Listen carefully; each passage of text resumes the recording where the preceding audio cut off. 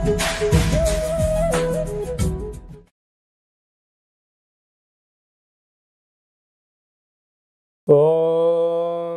నమః శివాయ. ఓం నమో నారాయణాయ. కర్మ నరదృష్టి నివారణ సంచిత కర్మ ప్రారబ్ధ కర్మ ఆగమిక కర్మ దగ్ధ నివారణ తులాభార కాల భైరవాయ నమో నమః.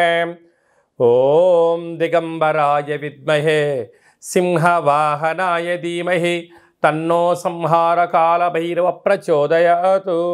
ఓం శ్రీ మహాలక్ష్మీదేవ్యై నమోస్తుతే. హరి ఓం. మా ఛానల్కి స్వాగతం. చూస్తున్న వీక్షకులకు ప్రేక్షకులకు ప్రియ కాల భైరవ భగవద్బంధులకి స్వాగతం పలుకుతూ మమ్మల్ని ఎంతగానో ఆదరిస్తూ ఉండబడినటువంటి ప్రియ సోదర సోదరీమణులకు సనాతన ధర్మ సంరక్షకులకు జ్యోతిష్య అభిమానులకు స్వాగతం పలుకుతూ అందరిపైనను గణేశ నిమజ్జన మహోత్సవ శుభాకాంక్షలు. గంగా తీరం వైపు వెళ్తున్నటువంటి గణపతి స్వామివారిని ఒక ఆశీస్సులు. తండ్రి కైలాసం నుంచి వచ్చి మేము చేసిన పూజలంతను కూడా స్వీకరించి మమ్మల్ని ఏడాది వరకు సంపూర్ణ ఆయురారోగ్యాల చేత ఆశీర్వదించమని. సాగర తీరం వైపు స్వామివారి వెళ్తూ ఉంటారు కనుక అందరూ స్వామివారి యొక్క ఆశీస్సులు పొందుదాం. అఖండమైనటువంటి అష్ట కష్టాలకు స్వస్తి పలుకుదాం. అష్ట ఐశ్వర్య స్వాగతం పలుకుతాం. 16/9/2024 నుండి 30/9/2024 వరకు పుట్టినటువంటి వారందరికీ కూడా ముందస్తుగా జన్మదిన శుభాకాంక్షలు. గతంలో వివాహం చేసుకున్న వారికి వివాహ వార్షికోత్సవ శుభాకాంక్షలు. ద్వాదశ రాశుల్లో గ్రహ గమనాన్ని ఒకసారి వీక్షింపచేద్దాం. వృషభ రాశిలో దేవగురు బృహస్పతి శత్రుస్థానంలో సంచార స్థితి. మిథున రాశిలో కుజ భగవానుడు సంచార స్థితి. సింహరాశిలో బుధ భగవానుడు సంచార స్థితి. కన్యరాశిలో త్రిగ్రహ కూటమి రవి శుక్ర కేతు సంచార స్థితి. కుంభరాశిలో శని భగవానుడు స్వక్షేత్ర తిరోగమన వక్రగమన సంచార స్థితి. మీనరాశిలో రాహు సంచార స్థితిలో ద్వాదశ రాశుల్లో గ్రహ గమనాలు ఈ విధంగా ఉన్నాయి.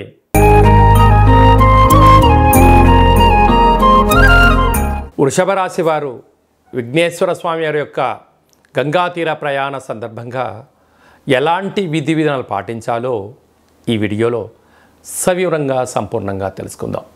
వృషభ రాశిలో ఏ నక్షత్రాలు వస్తాయనగా కృత్తికా నక్షత్రంలోని 2, 3, 4 పాదాలు, రోహిణీ నక్షత్రంలోని 4 పాదాలు, మృగశిర నక్షత్రంలోని 1, 2 పాదములు కలిపితే వృషభ రాశి అవ్వడం జరుగుతుంది.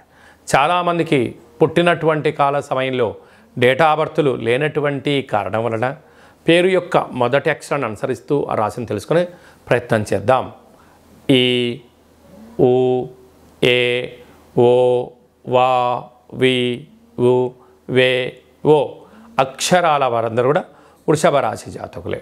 వృషభ రాశి యొక్క అధిపతి శుక్ర భగవానుడు కనుక రాశిలోనే దేవగురు బృహస్పతి శత్రుస్థానంలో సంచారము చేయడం వలన ఈ గణేశ సాగరం వైపు వెళ్తున్న గణపతి స్వామి అందరికీ కూడా వీలైనంత వరకు బొబ్బర్లతో కూడుకున్నటువంటి పదార్థాన్ని ఏర్పాటు చేయడం, వడలను దేవుడికి నైవేద్యంగా ఏర్పాటు చేయడం, ఒక 16 ప్రమిదలుగా ఈ బొబ్బర్ల పిండిని ముద్దగా చేసి ప్రమిదలుగా చేసి 21 ఒత్తులను పెట్టి గణపతి స్వామికి హారతినిచ్చి ఆ హారతిని కళ్ళకు అద్దుకోవడం వలన వృషభ రాశి వారికి విపరీతమైన ధనయోగం కనకయోగం కలుగుతుంది, ఆనంద సిద్ధి మంత్రసిద్ధి కలుగుతుందని చెప్పి గమనించాలి.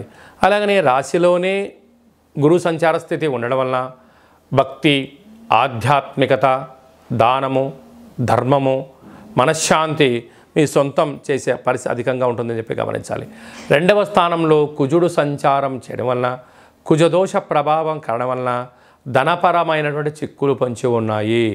దయచేసి లావాదేవీలు, వ్యవహారాలు, క్రయ విక్రయాలు కొంతకాలం వాయిదా వేసుకోవడం ఉత్తమోత్తంగా భావించగలగాలి.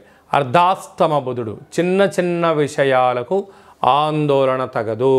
అందుకే బుద్ధిని పరిపరి విధాలా కాకుండా సద్బుద్ధి సద్జ్ఞానం చేత అంటే పుస్తకాలు చదవడం కానీ, మంచి విషయ సేకరణ కానీ, దేవాలయాల దర్శనం కానీ, ప్రదక్షిణ ద్వారా స్థిమితమైన బుద్ధి కలిగి మంచి పనులు మీ సొంతమవుతాయని చెప్పి గమనించాలి.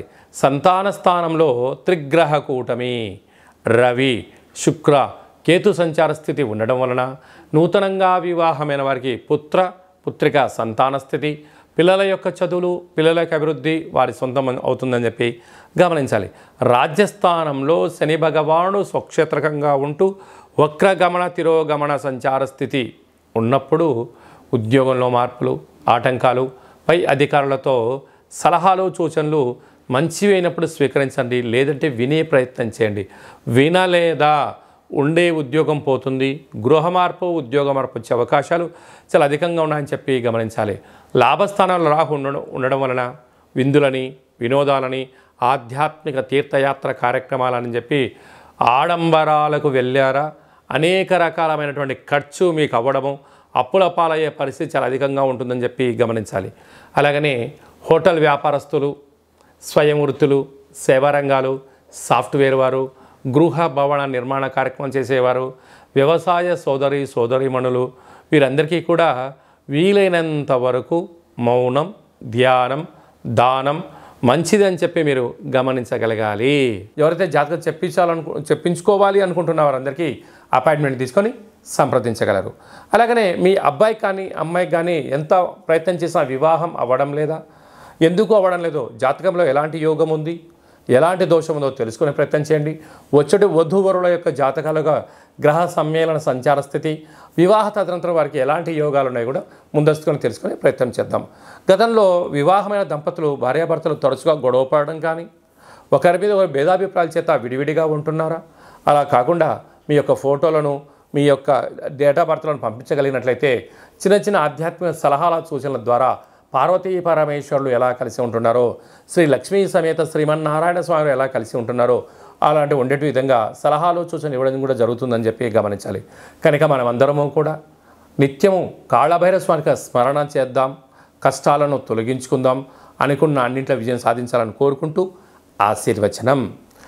ఓం శతమానం భవతి శతాయు పురుష సతేంద్రియ ఆయుష్యేవేంద్రియే ప్రతిష్టతి. ధనం ధాన్యం బహుపుత్రలాభం శత సంవత్సరం దీర్ఘమాయు. సర్వే జనా సుఖినో భవంతు. సర్వం సంహార కాళ భైరవ దేవతార్పణమస్తు. హరి ఓం. ఈ వీడియో మీకు నచ్చినట్టయితే లైక్ చేయండి, షేర్ చేయండి, మా ఛానల్ని సబ్స్క్రైబ్ చేసుకోండి. మేము చేస్తున్న ఆధ్యాత్మికమైన వీడియోలు అందరికన్నా ముందుగా మీరే వినాలి అనుకున్నట్లయితే, లేదంటే మీ వ్యక్తిగత జాతకాన్ని అందరికన్నా మొట్టమొదటి మీరు తెలుసుకోవాలి అన్నట్లయితే ఈ యొక్క పైన ఆల్ అనే బటన్ తెలియచేయండి, గంట సింబల్కు ప్రెస్ చేయండి.